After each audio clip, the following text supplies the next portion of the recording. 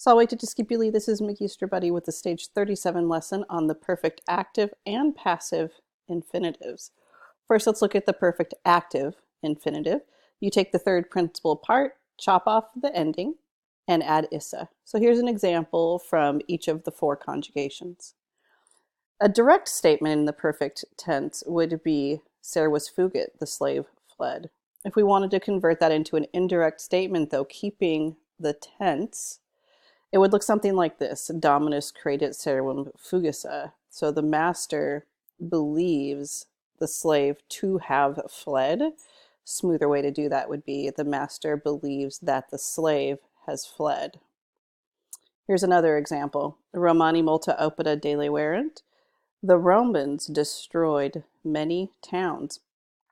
An indirect way to do that would be, I hear that the Romans have destroyed many towns.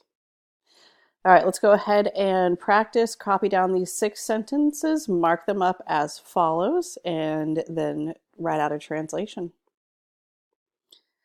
Okay, so here we've got our indirect statement.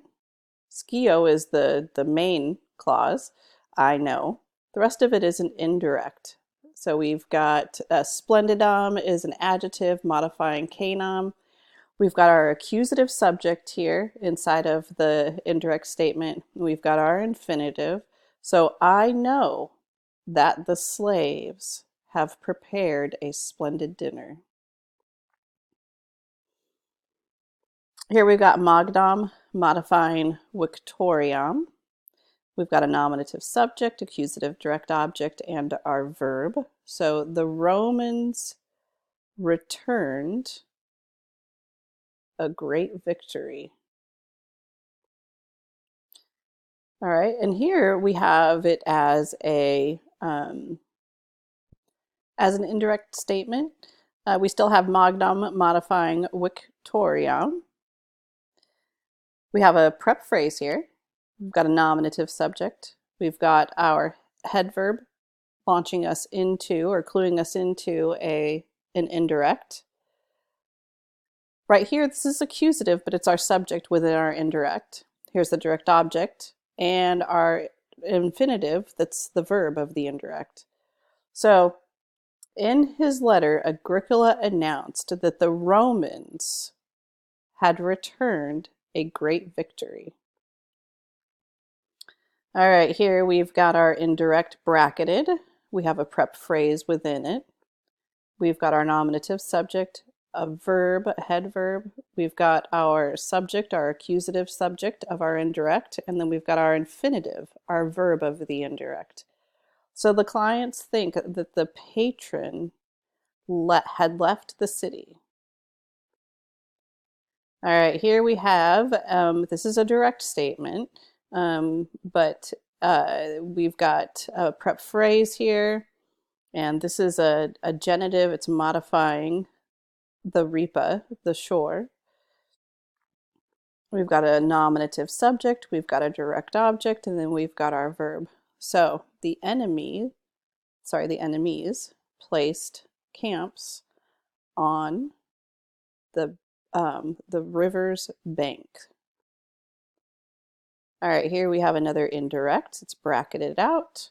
We've got our prep phrase here, same one. This is again a genitive modifying ripa. So we've got a subject and a verb in our main clause. We've got an accusative subject. We've got an accusative direct object, and we've got an infinitive verb. The centurion says that the enemies placed camps on the shores of the river. Sorry, the shore of the river. All right, now let's look at the perfect passive infinitive. This is actually formed with 2 words. First with the fourth principal part, and then essa.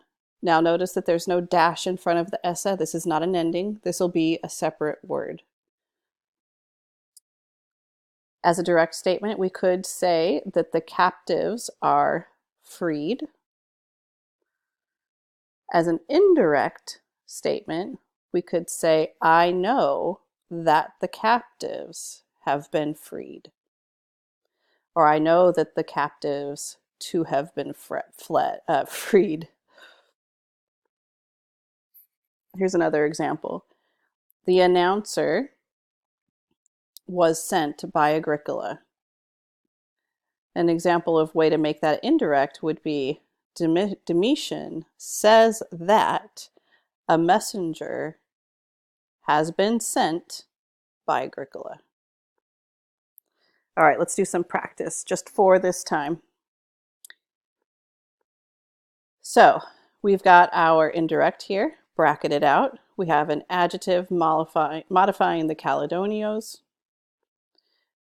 For our main clause, we've got a nominative subject and our verb.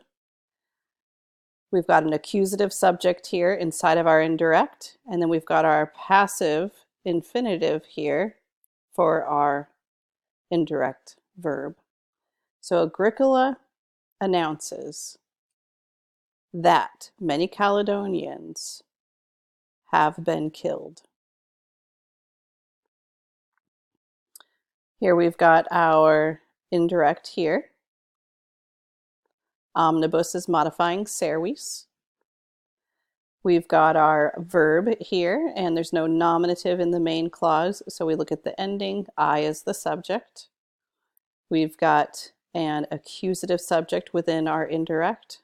We've got an indirect object here, and then datum esse is our passive infinitive, and that's our verb of our indirect.